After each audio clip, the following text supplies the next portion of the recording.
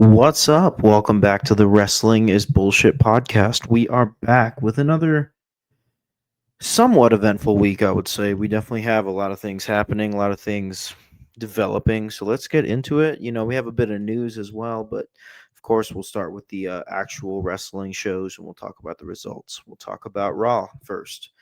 The Kabuki Warriors turning on Io Sky. This has been building up for quite a bit of time now.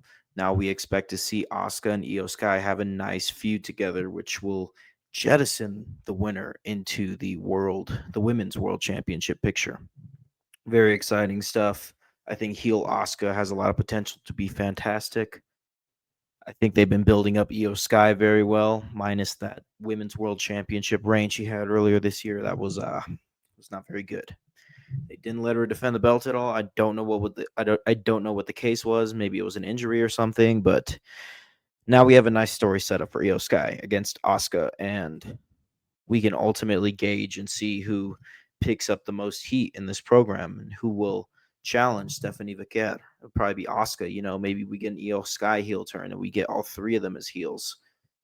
We'll see what happens. But the Kabuki Warriors, Asuka and Kairi Sane are indeed heel now.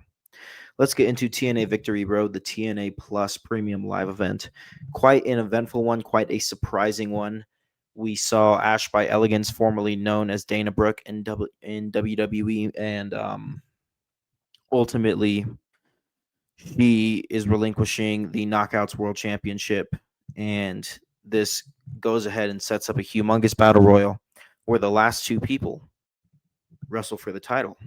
The recently vacated Knockouts World Championship.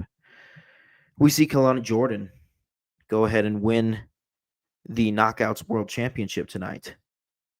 Not only off this battle royal, but also in the one-on-one match that she had for the belt later in the event. We also saw Frankie Kazarian defeat Steve Macklin for that TNA International Championship. Just want to shout out Steve Macklin here. That was an amazing championship reign to kick off the TNA International Championship, and we'll see how Frankie Kazarian does. I'm sure he will do fantastic. We also had NXT No Mercy, which was very interesting. Ricky Saints defeats Obafemi for the NXT Championship. The era of Ricky Saints as the NXT champion is upon us. Crazy. I think it's going to be great. I think we had a great title run with Obafemi. We can have him do a couple more things before he goes to the main roster, or we could shoot him straight to the main roster. We'll see what happens, man. But Ricky Saints is in a position to have a very excellent NXT championship reign at a time where NXT is pretty dang interesting, especially the collaboration with TNA. I know we've had our gripes about it on this channel, but at the end of the day, it is interesting television, NXTNA, as they call it. So we now usher in the Ricky Saints era, right in the middle of all this stuff. We got Invasion show coming up, not next week, but we'll talk about it as it arrives, probably in the next episode. We have a lot going on with NXTNA, and it's very interesting. And now we have Ricky Starks here. So that is it for the results. We have a new NXT champion, and then we also have Kaylani Jordan with the Knockouts World Championship, which is very out of nowhere and very surprising, but I think she'll do great with it. And I know they're cooking something up. I know people are upset with the NXT talent winning the TNA titles. They're definitely taking it somewhere. So I would say just be down for the story when it comes to this. And Kalani Jordan deserves to be Knockouts World Champion anyways. It's very cool. All right, let's get into the news, guys. We have three pieces of news here. We have the PWI 500 dropping Cody Rhodes at number 1 for the year of 2025. Very interesting. I wasn't expecting Cody to get that this year, but, he works well, so it makes sense that he has it. I do think him and McIntyre needed to step up their main event from WrestlePalooza, to be honest with you. But that's always something we can try again down the road. I think that we're not done with Cody Rhodes versus Drew McIntyre. So, yeah, PWI 500 places Cody at number 1. Sure, I could see it. He deserves it. Maybe not from the year of 2025, but from a whole perspective, he deserves to be number 1. I'll say that much. Jasmine Nix, done with NXT, right?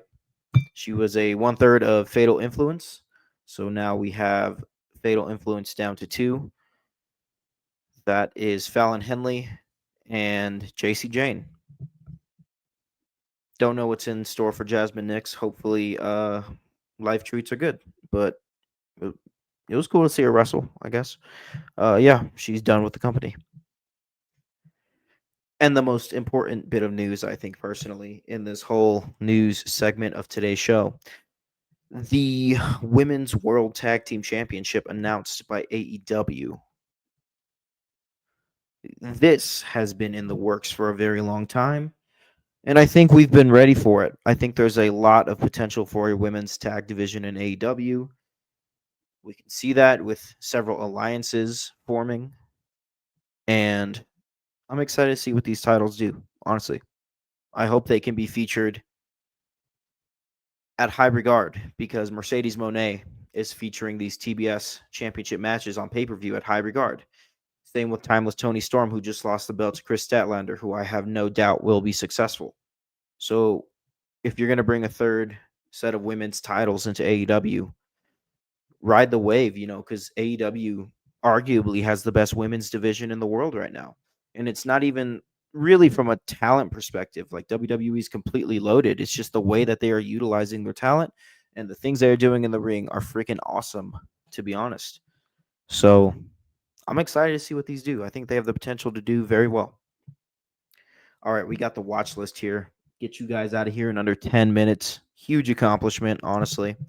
Let's go ahead and talk about Raw. One of the two big matches scheduled for this week as we see Dominic Mysterio defend the Intercontinental Championship against Rusev.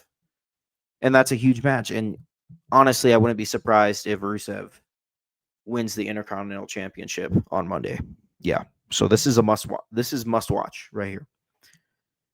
We also have AEW Dynamite, the 6-year anniversary on Wednesday. We have Kyle Fletcher versus Hologram for the TNT Championship.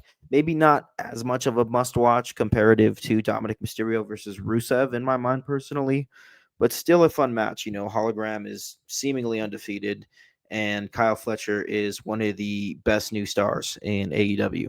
So seeing these guys go one-on-one for the TNT Championship will be fantastic. Two big matches: Monday Night Raw, AEW Dynamite. That's all we got this week, man. Like I said, quite a bit of random news, right? And then we had some changes with NXTNA, as we like to call it, right? Kaylani Jordan, new Knockouts World Champion. Ricky Saints, new NXT champion, which is crazy. I think he's going to have great success, and he's going to do the best work he's done in his career so far. I think the best of Ricky Saints is to come. So I'm very excited, and we'll talk about it next week. I think we have a UFC pay-per-view next week, so we'll have Ant come in and we'll do some UFC. And then we'll have some matches on the horizon to talk about. So next episode, I'll see you then. Yeah, peace out.